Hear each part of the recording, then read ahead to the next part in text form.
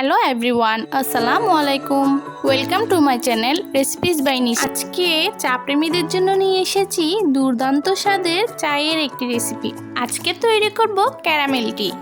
অতিথি আপ্যায়নে কিংবা বন্ধুদের সাথে চায়ের আড্ডায় বেশ জমে যাবে এই ক্যারামেল টি। চলুন দেখে নিই ক্যারামেল টি তৈরি করতে যা যা লাগছে। প্রথমেই চুলার লো আছে একটি চায়ের হাঁড়িতে দিয়ে দিচ্ছি 4 চা চামচ চিনি। চিনি যখন গলতে শুরু করবে তখন একটি স্প্যাচুলার সাহায্যে চিনি নেড়ে চেড়ে ক্যারামেল তৈরি করে নিচ্ছি। ক্যারামেল তৈরি করার সময় অবশ্যই চুলার আঁচ লোতে রেখেই ক্যারামেলটি সুন্দরভাবে তৈরি করে নিচ্ছি। এই কাজটি খুব সাবধানে করতে হবে যেন ক্যারামেল পুড়ে না যায়। যদি ক্যারামেল পুড়ে যায় তবে চায়ের স্বাদ ভালো আসে না। যখন চিনি সুন্দরভাবে গলে গিয়ে লাল বর্ণের ক্যারামেলে পরিণত হবে তখনই দিয়ে দিচ্ছি চায়ের কাপে মেপে 3 কাপ পানি। আজকে আমি 3 কাপ চা তৈরি করছি তাই 3 কাপ পানি দিয়েছি। 3 কাপ চায়ের জন্য এখানে আমি 4 চা চামচ চিনি দিয়েছি। আপনারা চাইলে আপনাদের পরিমাণ বুঝে পানি ও চিনি অ্যাড করতে পারেন। এই পর্যায়ে ক্যারামেলের মধ্যে 3 কাপ পানি দিয়ে হালকা নেড়েচেড়ে মিশিয়ে দিচ্ছি। চুলার আঁচ বাড়িয়ে মিডিয়ামে করে রাখতে হবে। যখন ক্যারামেল এবং পানি ভালোভাবে মেশানো হয়ে যাবে তখন অ্যাড করছি 3 চা চামচ চা পাতা। এখানে আমি 3 কাপ চায়ের জন্য 3 চা চামচ চা পাতা দিয়েছি।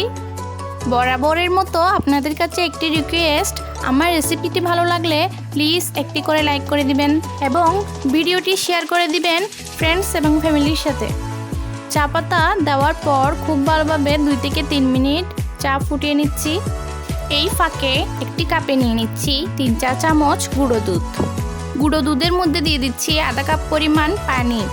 একটি চামচ দিয়ে ভালোভাবে মিশিয়ে নিচ্ছি।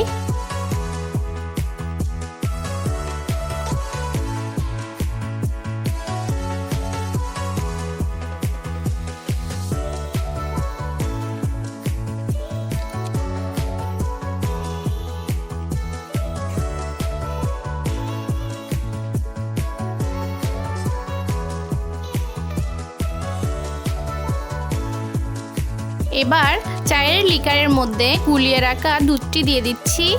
মাশাআল্লাহ, খুব সুন্দরভাবে ক্যারামেল টিয়ের কাঙ্ক্ষিত রংটি চলে এসেছে। এবার চুলার হাই হিটে চায়ের মধ্যে একটি বলক তুলে নিচ্ছি। চায়ের মধ্যে বলক চলে এলেই চা ছেঁকে নিচ্ছি। এবার চায়ের কাপে ঢেলে পরিবেশন করুন মজার এই ক্যারামেল টি। দারুণ স্বাদের এই ক্যারামেল টি বাসায় তৈরি করে সবাইকে চমকে দিন। চমৎকার এই চায়ের রেসিপিটি আপনাদের কেমন লেগেছে তা কিন্তু জানাতে ভুলবেন না। আমার রেসিপিগুলো যদি আপনাদের ভালো লেগে যায় প্লিজ চ্যানেলটি সাবস্ক্রাইব করে রাখবেন এবং পাশে থাকা বেল আইকনটি বাজিয়ে দিবেন যাতে পরবর্তী ভিডিওর নোটিফিকেশন পেয়ে যান। Thanks for watching.